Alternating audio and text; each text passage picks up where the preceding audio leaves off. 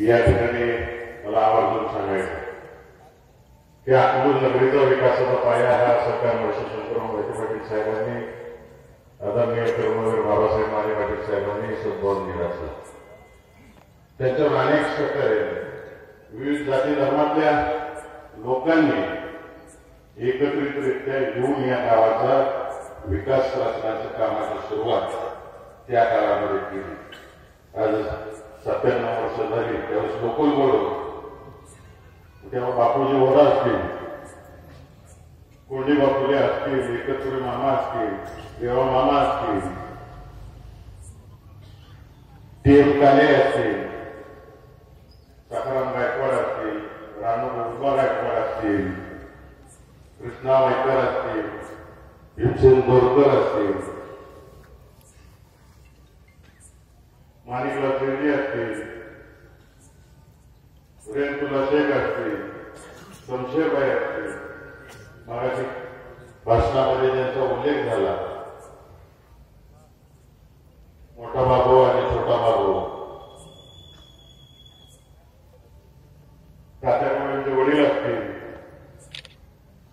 नाना गवळे असतील, वसंत भटकुर्टे असतील, जयमप्पा काळे असतील, भास्कर काळे असतील, भीमा चेअरमन असेल, थोरात मामा असेल, कमरुद्दीन काजी असतील, नारायण देशपांडे असतील, या सगळ्यांनी या तिघांच्या साक्षीनं सुरुवात केली. नंतर मोठे दादांना साथ दिली, नंतर बाळादांना साथ दिली. अकलूजचा विकास करत असताना काय नेते मंडळींनी दूरदृष्टी ठेवली आणि जे काही 25 वर्ष पुढे आहे ते आणण्याचा प्रयत्न आपल्या गावामध्ये काय केला. मगाशी भाषण करताना या ठिकाणी सांगितलं की 1972 साली ते अकलूज वाढणार आहे, व्यापारीकरण होणार आहे कारखान्यांवर. त्यामुळे गावाला टाउन प्लॅन लागू झाला पाहिजे म्हणून आदरणीय सरकार मर्षींनी, मोठे दादांनी या ठिकाणी टाउन प्लॅन केला. त्यानंतर आदरणीय बाळादादांनी आपल्या ऐतिहासिक किल्ल्याची भूमी, याला इतिहास आहे, या लोकांनी इतिहास आहे, तो जपला पाहिजे. या ठिकाणी आपलं गाव हगमदारीला जात होतं, त्या किल्ल्याचं सुशोभीकरण केलं आणि त्या ठिकाणी ग्रामपंचायतच्या मालकीचा केला होता. आज लाखो पर्यटक या किल्ल्याला भेट द्यायला आहेत.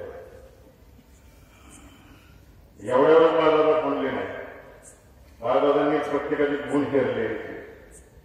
तरुणांना काम मिळालं पाहिजे, हातात रोजगार मिळाला पाहिजे म्हणून ज्या ज्या ठिकाणी शासकीय जागा होत्या, ग्रामपंचायत मालकीच्या जागा होत्या,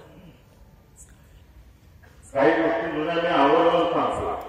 कारण का अलीकडे इंग्लिश भाषेमध्ये जेनझी म्हणतात, म्हणजे 18 ते 25 वयोगटातली जी मुलं आहेत, आयडीच्या वयाची जी मुलं आहेत, त्यांना हा जुना इतिहास माहीत नाही. आमच्या पिढीपर्यंत आम्ही बघितले बदलताना किंवा त्याच्या मागच्या पिढीने पूर्ण बघितलेलं.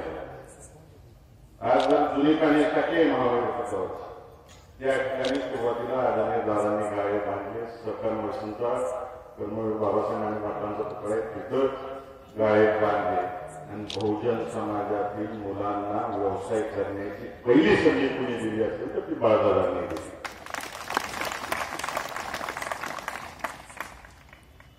एक काळ असा होता तर आमच्या पिढीला माहिती आहे की आपल्यामध्ये टीव्हीच दिसायचा.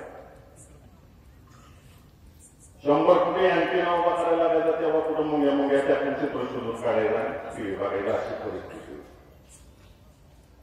आदरणीय दादांनी केंद्रीय मंत्र्यांच्या मागे लागून अकलूजला पहिलं दूरदर्शन केंद्र ग्रामपंचायत लेवलला तालुक्याच्या ठिकाणी असायचं. तर अकलूजला पहिलं दूरदर्शन केंद्र आणलं, प्रत्येक ठिकाणी टीव्ही बघायला.